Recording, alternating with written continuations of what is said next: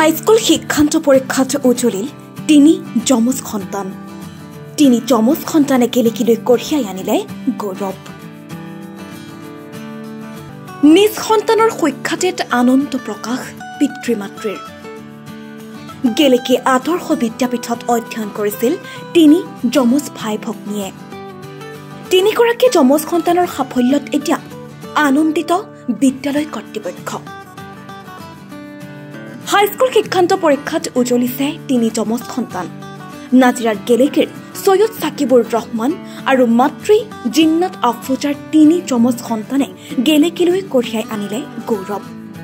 High school শিক্ষান্ত পৰীক্ষাত গেলেকী আদৰ্শ বিদ্যাপীঠত অধ্যয়ন কৰা সৈয়দ ফাৰহান তানবীৰ, আৰফাত তানবীৰ আৰু সৈয়দা চেয়স্তা তানবীৰা ৰহমানে লেটাৰ মাৰ্কসহ সুখ্যাতিৰে উত্তীৰ্ণ হ'বলৈ সক্ষম হৈছে। তিনি যমজ সন্তানৰ সাফল্যত এতিয়া আনন্দ প্ৰকাশ কৰিছে পিতৃ মাতৃয়ে। লগতে তিনিওকে অভিনন্দন জ্ঞাপন কৰিছে বিদ্যালয় কৰ্তৃপক্ষইও।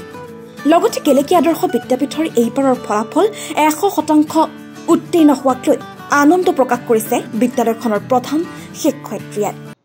আমাৰ বিদ্যালয়ৰ মুঠ ছাত্ৰ ছাত্ৰীৰ সংখ্যা 35জন ছাত্ৰ ছাত্ৰীয়ে দিছিলে। তাৰে ভিতৰতে 35জনেই উত্তীৰ্ণ হ'বলৈ সক্ষম হ'ল। তাৰ বাবে মোৰ সমূহ ছাত্ৰ ছাত্ৰীক মোৰ আন্তৰিক অভিনন্দন জ্ঞাপন কৰিছোঁ। লগতে সেৱাকো আন্তৰিক ধন্যবাদ। তৎমুহূৰ্ততে ইমান সুন্দৰকৈ ফলাফল ঘোষণা কৰিব পাৰিলে। তাতে মোৰ প্ৰিয় ছাত্ৰ ছাত্ৰী তিনিজনে, ছাত্ৰ এজন আৰু ছাত্ৰীয়ে এডভান্স মেথত সৰ্বোচ্চ নম্বৰ পাবলৈ সক্ষম হ'ল 100/100। গতিকে বাকী বহুত ছাত্ৰ ছাত্ৰীয়ে আমাৰ লেটাৰসহ ডিষ্টিংশ্যন 4জনে, ষ্টাৰ পালে 10জনে আৰু মুঠ ছাত্ৰ ছাত্ৰীৰ 33জনে প্ৰথম বিভাগত, দ্বিতীয় বিভাগত 2জন ফলাফল কৰিবলৈ সক্ষম হ'ল। ছাত্ৰসকলৰ প্ৰতি আদৰ্শ বিদ্যাপীঠলৈ ধন্যবাদ জ্ঞাপন কৰিছোঁ। সৈয়দ ফাৰহান তানবীৰ ৰহমান। মই গেলেকী আদৰ্শ বিদ্যাপীঠৰ পৰা SSLC পৰীক্ষাত উত্তীৰ্ণ হৈছোঁ। এইবাৰ মই এই SSLC পৰীক্ষাত ডিষ্টিংশ্যন মাৰ্কে উত্তীৰ্ণ হৈছোঁ। 85% পাইছোঁ। মই গেলেকী চাৰিআলি নিবাসী হয়। মোৰ দেউতাৰ নাম হৈছে সৈয়দ সাকিবুৰ ৰহমান আৰু মাতৃৰ নাম হৈছে সৈয়দা জিন্নাত আফৰোজা। ভালেই লাগিছে। কি পঢ়িম বুলি ভাবিছা? মই ছায়েন্সত পঢ়িম। তোমাৰ যে এই দীঘলীয়া জীৱন এটা পৰিক্ৰমা হাইস্কুলৰ পৰা কেনেধৰণে পঢ়া শুনা কৰিছিলা আৰু কোনে তোমাক বেছিকৈ সহায় কৰিছিল? মোক শিক্ষক শিক্ষয়িত্ৰীসকলে সহায় কৰিছে। বিশেষকৈ মা দেউতা আছিলে। মা দেউতাৰ লগতে ঘৰৰ মানুহ আছে, তাৰপিছত এনাই মামা, তেওঁলোকে সকলোৱে সহায় কৰিছে। ঘৰৰ মানুহে বহুত বেছিকৈ সহায় কৰিছে। কিমান ঘণ্টা পঢ়িছিল? মই 12-13 ঘণ্টামান দিনেই। খেলা ধূলা কৰিছিলে নাই? খেলা ধূলা এই মেট্ৰিকৰ আগত নাই আৰু মেট্ৰিকৰ এমাহৰ আগত সেইবোৰ নাই আৰু। আৰু কিবা বেলেগ ভাবিছিলা? এনেকুৱাই ভাবিছিলোঁ। এতিয়া কিহত ল'বা এডমিশ্যন? ছায়েন্সত ল'ম বুলি ভাবিছোঁ। ছায়েন্সত ল'ম। পিছতে ইঞ্জিনিয়াৰিং কৰিম আৰু পিছত ইঞ্জিনিয়াৰিং কৰি এৰ'নটিক ইঞ্জিনিয়াৰিং কৰিম। আৰু লগতে ভালেই লাগিছে। বহুত মানুহ আহিছে। মোৰ ভণ্টি আৰু ভাইটিয়ে একেলগে আমি 3টা পাছ কৰিছোঁ। একেলগে একেখন স্কুলৰ পৰাই দিছে?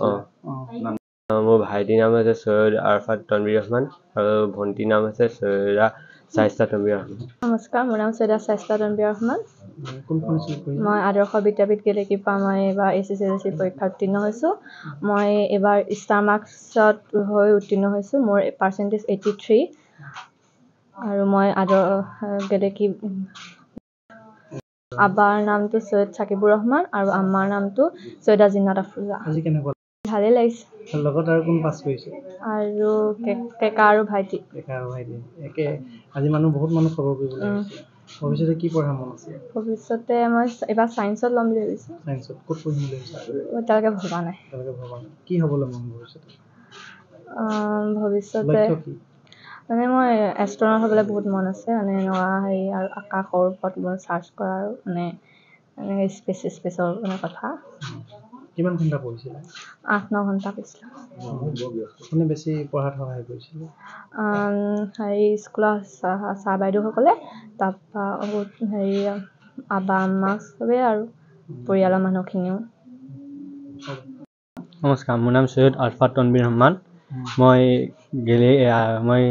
মই গেলেকী চাৰিআলি নিবাসী। মই এইবাৰ আদৰ্শ বিদ্যাপীঠ গেলেকীৰ পৰা SSLC পৰীক্ষা অৱতীৰ্ণ হৈছিলোঁ আৰু মই 92% ডিষ্টিংশ্যনেৰে মই SSLC পৰীক্ষাত মই উত্তীৰ্ণ হৈছোঁ। কেকা বাই আৰু দাদা আটাইকেইজন একেখন স্কুলৰ পৰা একেলগে পাছ কৰিছে। কেনেকুৱা লাগিছে? ভাল লাগিছে।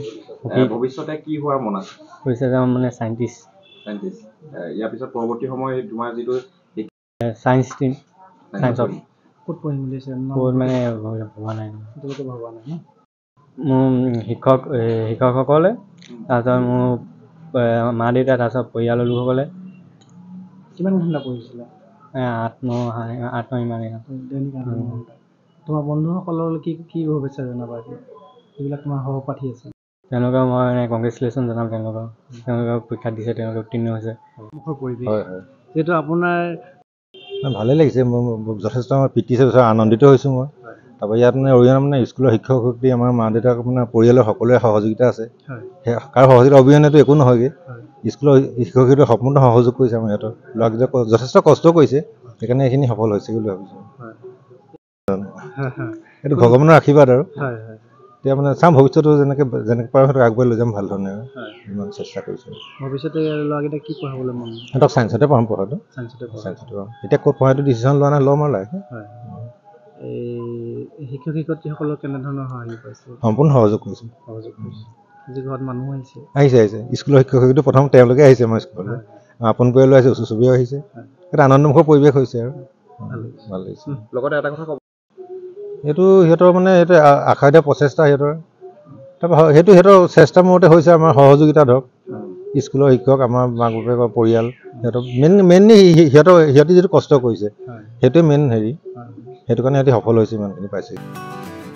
গেলেকীৰ পৰা ৱাহিদ আলীৰ ৰিপৰ্ট, সচ দ্য ৰিয়েলিটি।